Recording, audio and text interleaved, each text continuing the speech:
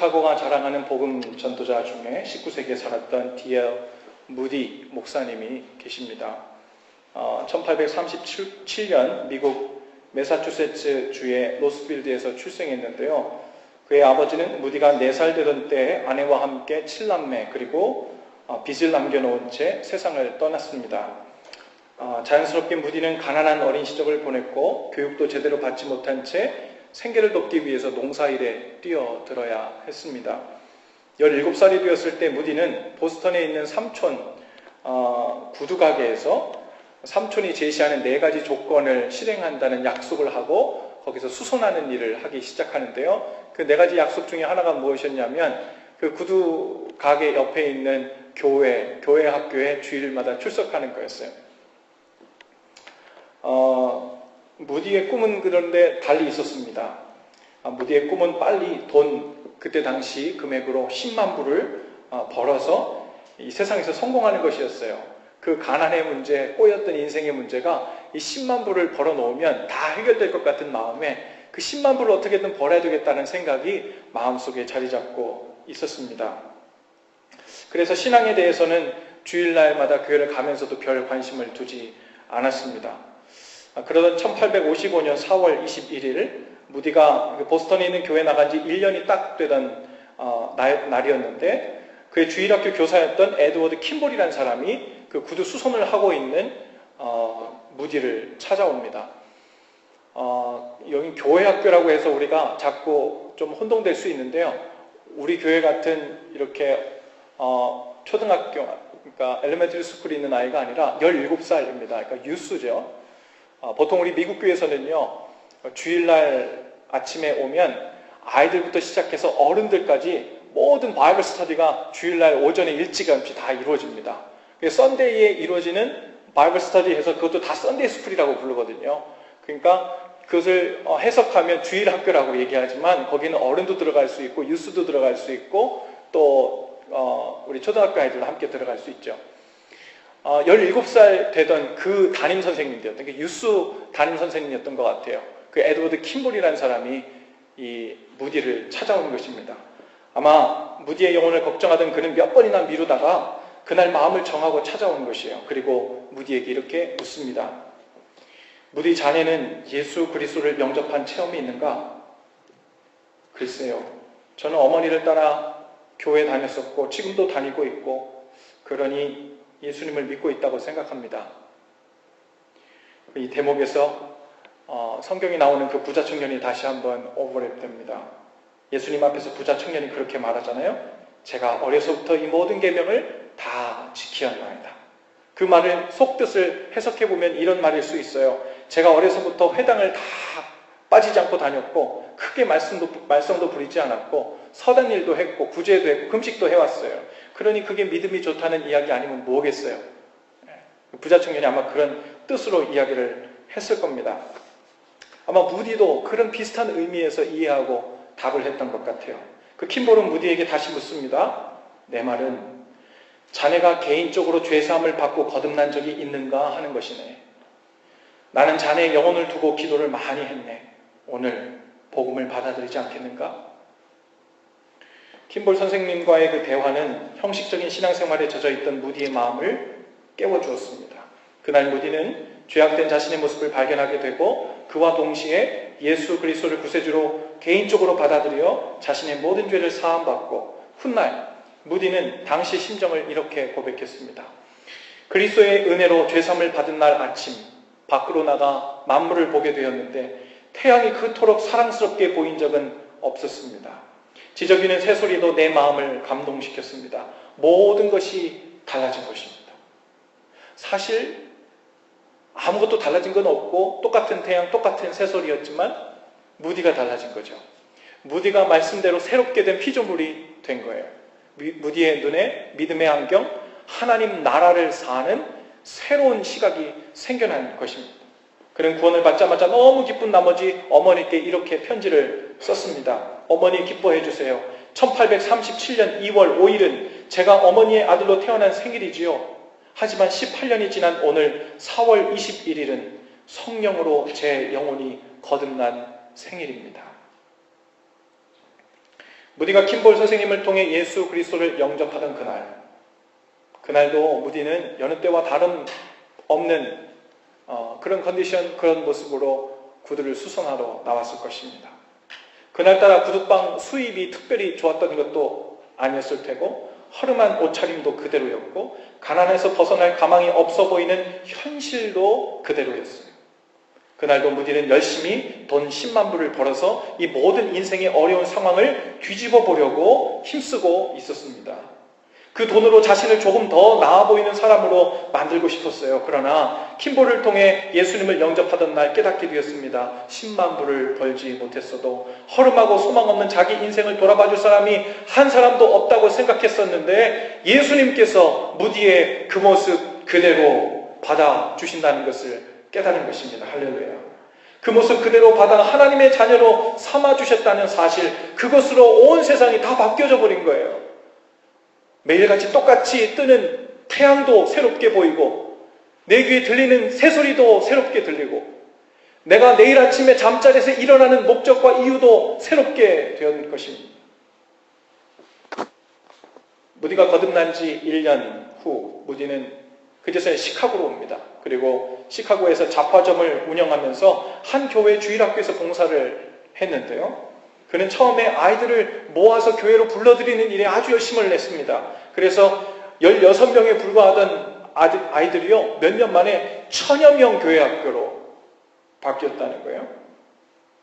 그런데 무디가 가만히 보니까 많은 아이들이 개인적으로 구원의 확신을 갖지 못하고 있다는 사실을 발견하게 된 거예요. 사람은 많은데 개인적으로 주님을 나의 구원자로, 나의 주님으로 구체적으로 그리 삶 가운데 적용되지 못하고 있는 것을 보게 되면서 안타까이 여기기 시작했어요. 그래서 무디가 직접 이제 복음을 전하러 다니기 시작합니다. 그때부터 무디 목사님의 본격적인 전도 집회가 시작되어 미국 전역뿐 아니라 세계를 돌면서 무디 목사님의 그 전도 집회가 시작되죠. 그 무디 목사님은 평생 살면서 수백만 명에 달하는 사람들을 주님 앞으로 인도하게 되는 놀라운 하나님의 종으로 쓰임받게 됩니다. 한 번은 무디 목사님이 스코틀랜드를 여행하면서 그곳에서 전도 집회를 하고 있었을 때였습니다. 그 집회에 한 소녀가 참석했는데 그 소녀는 영혼의 깊은 고민을 가지고 있었습니다. 자신이 어떻게 해야 구원을 받을 수 있을지 아무리 생각해 보아도 가능성이 없고 자격이 없어 보이는 거예요. 자기는 구원받을 만한 자격이 없다는 생각이 그 마음을 짓누르고 있었습니다. 나는 배운 것도 없고 예쁘지도 않고 유명하지도 않고 돈도 없고 하나님 보시기에 그렇게 순결한 삶을 살지도 못했으니 구원받을 자격이 없다는 그 마음으로 괴로워하고 있었습니다. 그러던 중 집회의 마지막 날 이 무디 목사님이 하나님의 사랑과 용서에 대해 설교하고 있는데 설교가 아직 끝나지도 않았는데 그 소녀가 갑자기 회중석에서 벌떡 일어서더니 목사님을 향해 정면으로 걸어 나오면서 이렇게 이야기했답니다. 내 모습 이대로, 부족한 모습 이대로 하나님은 정말 다 받아주시나요? 그 달려나오는 소녀를 향해 무디 목사님이 말합니다. 돌아온 탕자를 아버지께서 그대로 아무것도 묻지 않고 품에 안아 받아주셨던 것처럼 하나님께서는 자매님도 있는 그대로 받아주십니다. 그 소녀가 그 시간 하나님이 자기를 받으시고 죄를 용서하셨다는 해방감으로 인해서 찬양과 감격의 기도를 올리고 있었는데 마침 그 집회에 함께 하고 있던 찬양대석에 에리사 해밀턴이라는 사람이 펜을 들어서 그 광경을 보면서 그 광경이 너무 인상 깊어서 영감을 주시는 대로 작사를 하기 시작합니다. 그리고 무디 목사님과 함께 전도 집회를 함께 다녔던 생키라고 하는 유명한 음악 목사님이 거기에 곡을 붙여서 찬송가가 완성되는데 그것이 오늘 우리가 헌신 찬양으로 부를 찬송가 214장 나 주의 도움 받고자 주 예수님께 빕니다. 그 구원 허락하시사 날 받으옵소서. 큰 죄에 빠져 영 죽을 날 위해 피 흘렸으니 주 형상대로 빚으사 날 받으옵소서. 내 힘과 결심 약하여 늘 깨어지기 쉬우니 주 이름으로 구원해 날 받으옵소서. 후렴이 이렇게 되죠. 내 모습 이대로 주 받으옵소서. 날 위해 돌아가신 주 날 받으소서. 오늘 본문 말씀에 보면요, 있는 모습 그대로 예수님께 용납함을 받았던 또 한 명의 사람이 등장합니다. 바로 시몬이라는 사람이었어요. 요한의 제자 중에 두 사람이 등장하는데요. 이름은 모르겠는데 둘 중에 하나는 바로 안드레였습니다. 이 안드레와 그 두 제자는 요한을 쫓아다니면서 요한의 제자가 되려고 했던 것이 아니라 요한을 보면서 메시아가 곧 올 것임을 직감했습니다. 회개를 선포하는 요한의 세례가 나타날 때 그 뒤에 곧 예언된 대로 메시아가 오게 될 것이라는 것을 알고 요한에게 가서 묻습니다. 곧 오신다고 하는 메시아가 당신입니까? 요한이 대답해요. 아닙니다. 나는 그분의 길을 예비하러 온 사람일 뿐입니다. 내 뒤에 오시는 분이 있는데, 그런데 이제 요한이 세례주는 그 장소에 예수님이 나타나신 거예요. 그리고 예수님을 보자마자 요한이 이렇게 얘기합니다. 보라, 하나님의 어린 양이로다. 그 말을 듣자마자 이 안드레는 직감적으로 저분이 예수님이라는 것, 하나님의 어린 양이로 불리는 그분이 바로 메시아라는 것을 알게 되었어요. 그리고서는 요한을 떠나 예수님을 쫓아가기 시작하죠. 그리고 예수님께 어디 계시냐고 물어요. 그리고 계신 곳에 같이 가서 하루를 함께 유합니다. 그리고는 가장 먼저 자기 형제 시몬을 데리고 옵니다. 시몬을 만나자 첫 번째 하는 말이 우리가 메시아를 만났다, 이렇게 얘기해요. 처음에 예수님을 부를 때는 라보니요, 랍비요, 선생님이라고 불렀지만 그분이 메시아임을 알고 시몬에게 가서 얘기할 때 우리가 메시아를 만났어. 그리고서는 시몬을 예수님 앞으로 데리고 옵니다. 그런데 여기서 이상한 일이 벌어지죠. 예수님은 안드레로부터 시몬을 소개도 받기 전에 그가 요한의 아들 시몬이라고 이렇게 부르십니다.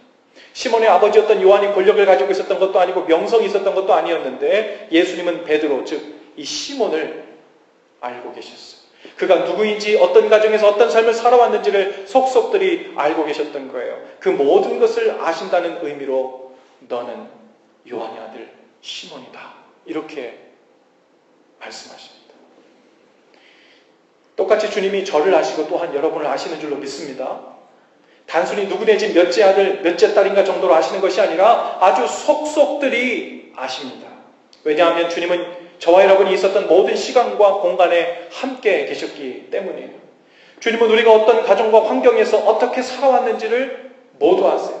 어떤 죄가 있었는지, 어떤 상처가 있는지, 또 무엇을 두려워하며 살고 있는지도 잘 아십니다. 오늘 아침 잠자리에서 일어나 오늘 눈이 오네, 오늘 교회를 갈아야 돼 말아야 돼, 아마 이렇게 고민했던 모습이 있다면 주님께서 그 시간에도 함께 계셨을 것이고요. 교회 오는 길에 차 안에서 부부싸움을 하고는 차를 돌릴까 말까를 고민했던 모습이 있다면 그것도 주님께서 아실 거예요. 그런 주님께서 우리의 이름을 부르시는 거예요. 주님은 우리가 지금 처한 영적인 형편과 처지가 어떤지를 정확히 알고 있는 상태에서 우리의 이름을 부르십니다. 선영아,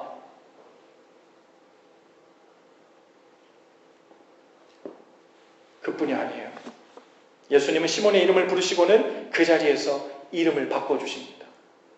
그런데요, 시몬이 성경에 보면 무슨 대답을 한 것이 아무것도 없어요. 제가 맞아요, 시몬이에요, 어떻게 하셨어요, 뭐 이런 대꾸도 없고요. 제가 주님을 메시아님을 믿습니다, 어쩌고 얘기한 것이 전혀 없는데 주님께서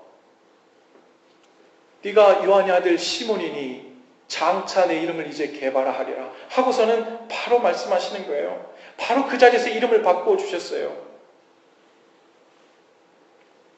여러분, 반석은 집을 지을 때 중요한 기능을 하죠. 또한 집을 튼튼하게 유지시키는 역할도 합니다. 모든 건물을 지을 때 기초가 아주 중요한데요. 만약 이 기초가 튼튼하지 못하면 집이 균열을 일으켜 쉽게 무너지고 말겠죠. 믿음의 집을 세우는 일도 마찬가지예요. 기초를 잘 세우는 일이 아주 중요합니다. 이 기초가 무엇이에요? 이 베드로가 낮추 후에 예수님께 그렇게 고백하잖아요. 너는 나를 누구라 하느냐? 그랬더니 주는 그리스도시요 살아계신 하나님의 아들이십니다. 이게 믿음의 기초예요. 할렐루야.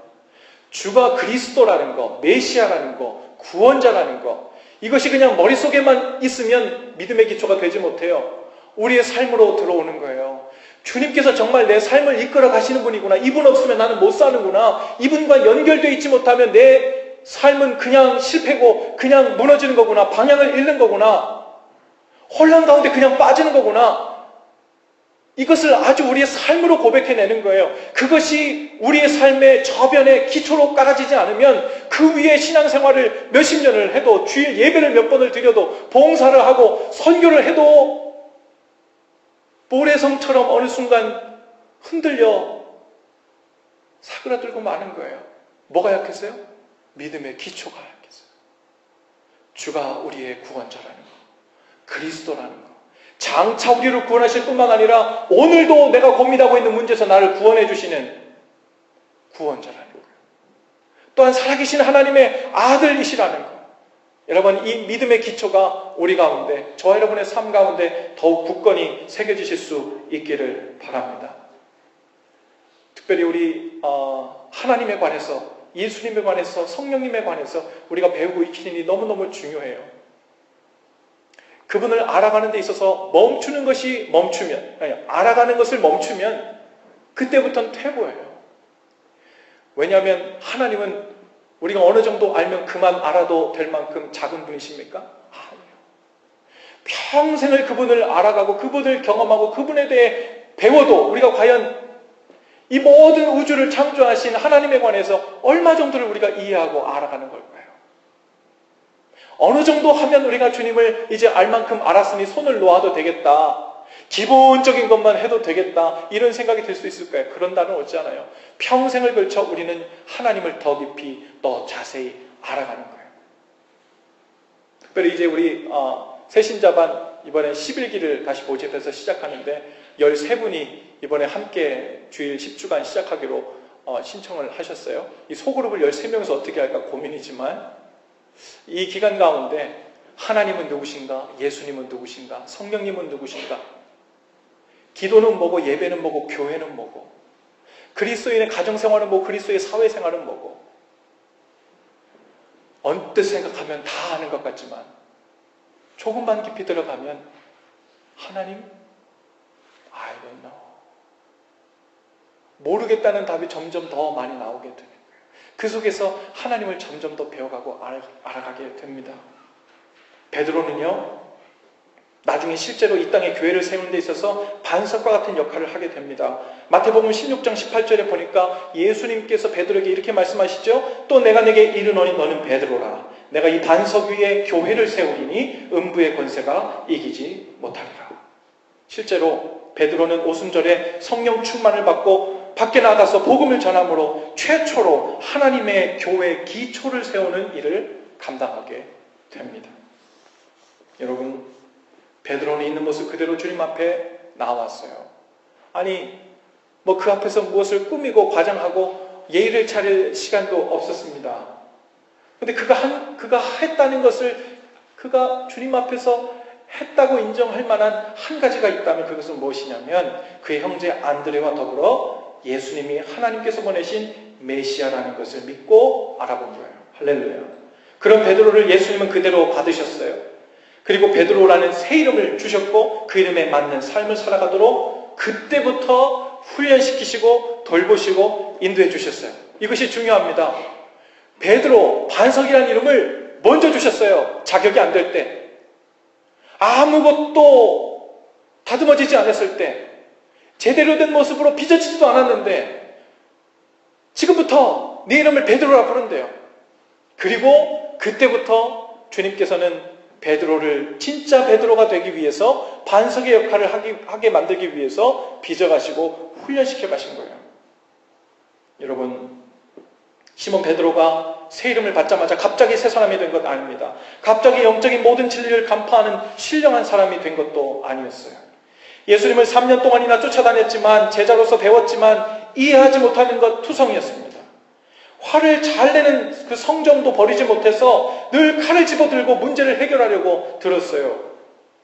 뿐만 아니에요. 나중에는 자신이 예수님처럼 잡혀갈까 두려워서 예수님을 3번이나 모른다고 부인하고 저주까지 했습니다. 베드로라는 이름을 받은 후에도 3년 동안이나 믿음의 반석 같은 인생을 살 가능성이 전혀 없어 보이는 그런 삶, 그런 실망스러운 삶을 살았어요. 그런데 중요한 것은 베드로를 여전히 베드로라 여기며 지켜보시는 주님께서는 변하지 않으셨다는 사실이에요. 할렐루야. 베드로가 혈기를 부릴 때에도, 인간적인 생각으로 하나님의 일을 망치려 들 때에도, 예수님을 부인하고 저주했을 때에도 주님은 끝까지 포기하지 않고 베드로를 다시 찾아가셨고 가르치셨고 다시 손을 잡아 이끌어 주셨어요. 결국 그 모든 과정을 지나면서 베드로는 점점 베드로의 이름, 그 이름에 맞는 삶을 살게 되었다는 사실이에요. 오늘 우리도 마찬가지예요. 우리가 지금까지 어떤 삶을 살아왔고 어떤 사람이었든 상관없습니다. 가난하든 배우지 못했든 외모가 어떻든 상관이 없어요. 있는 모습 그대로 주님은 받아주세요. 언제 받아주신다고요? 우리가 예수님을 구원자로 알아보고 믿을 때요. 예수님을 나의 개인적인 구원자로 믿고 영접할 때입니다. 문희 목사님의 어린 시절처럼, 청년 이 부자처럼 내가 교회를 빠지지 않고 잘 다니고 있으니까 그것이 예수님을 믿고 있다는 증거 아닐까요? 이런 수준의 믿음이 아니라 예수님께서 나의 이러한 누추하고 죄 많은 인생도 그대로 안아주시고 받으셔서 자녀 삼아 주셨다는 사실을 믿는 거예요. 그것이 거듭난다는 것입니다. 그러면 그때부터 이 세상 모든 것에 새롭게 바라보는 믿음의 안경이 씌워지는 거예요. 예수님은 우리들 한 사람 한 사람을 불러내시고 그 이름을 부르신 후에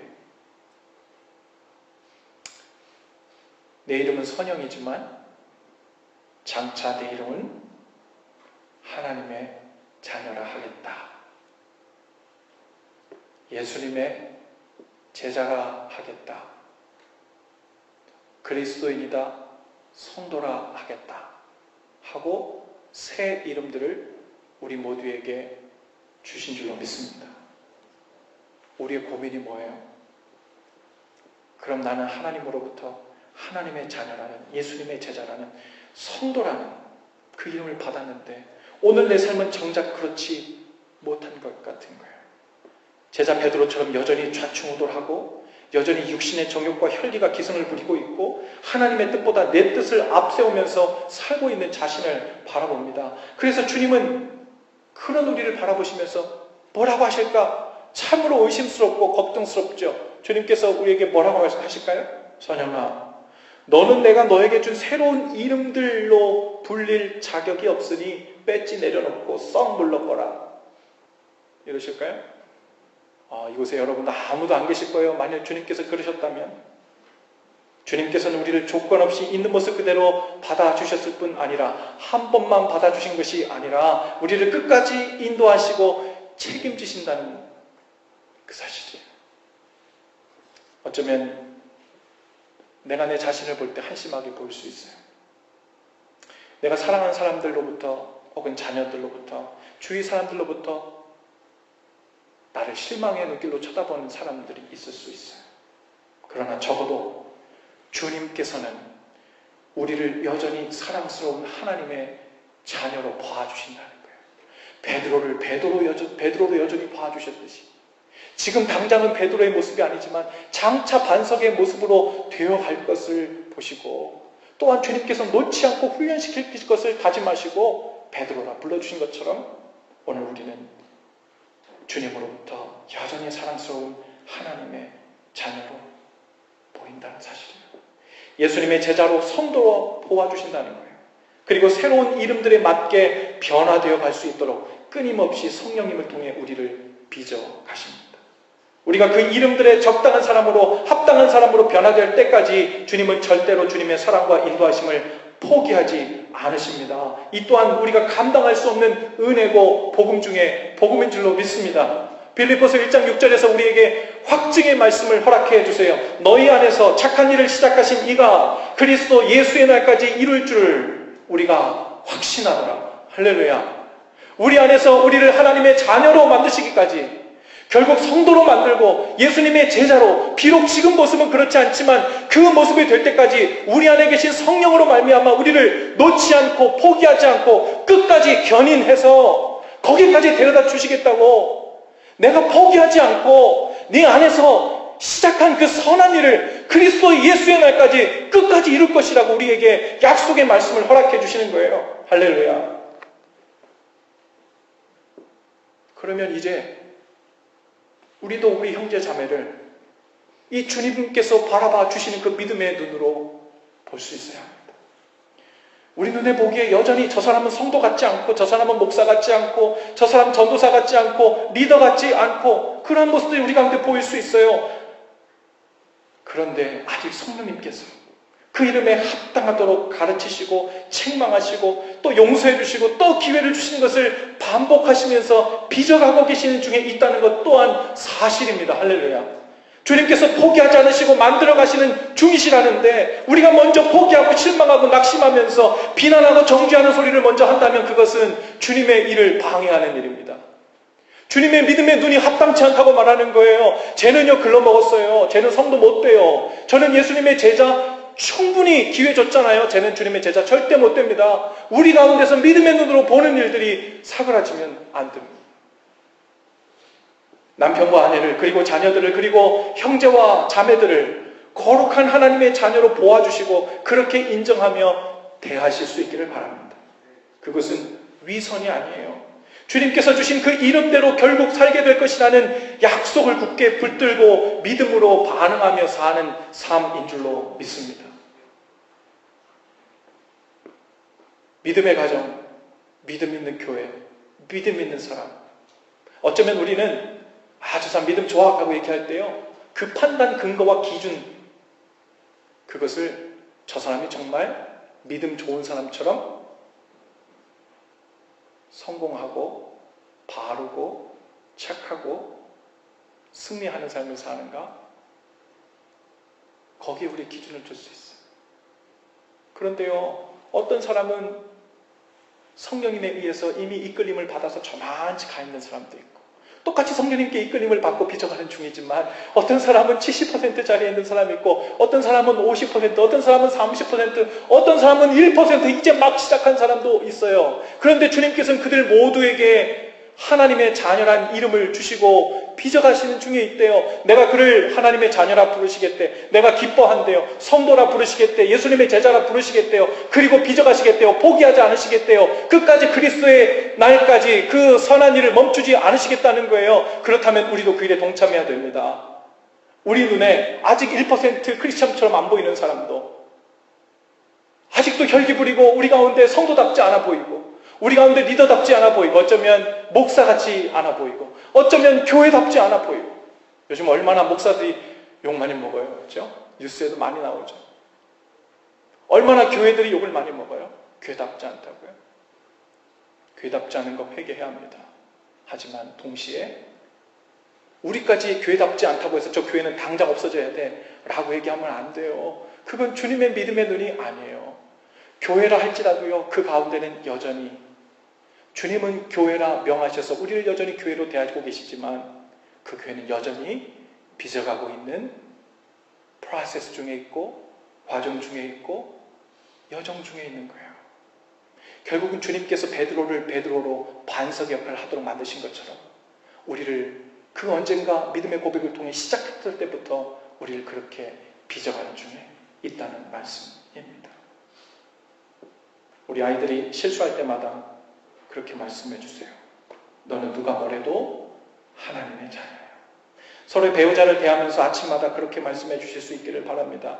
당신은 누가 뭐래도 하나님의 자녀야.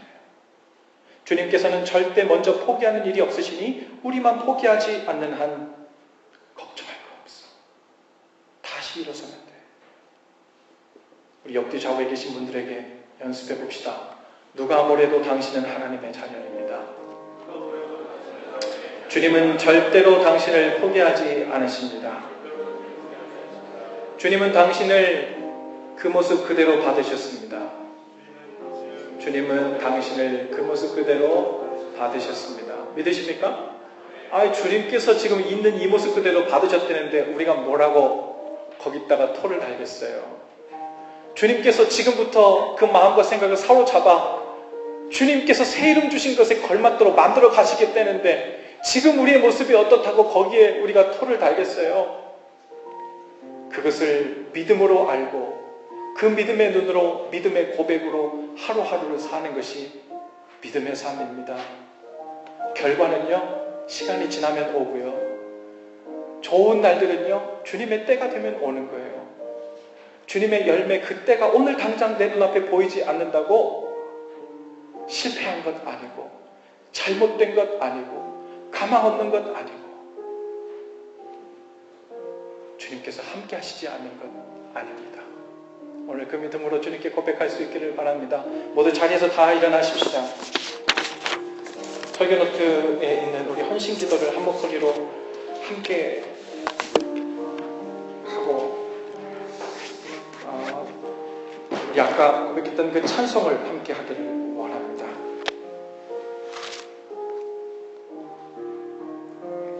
헌신 기도를 다 같이 하죠.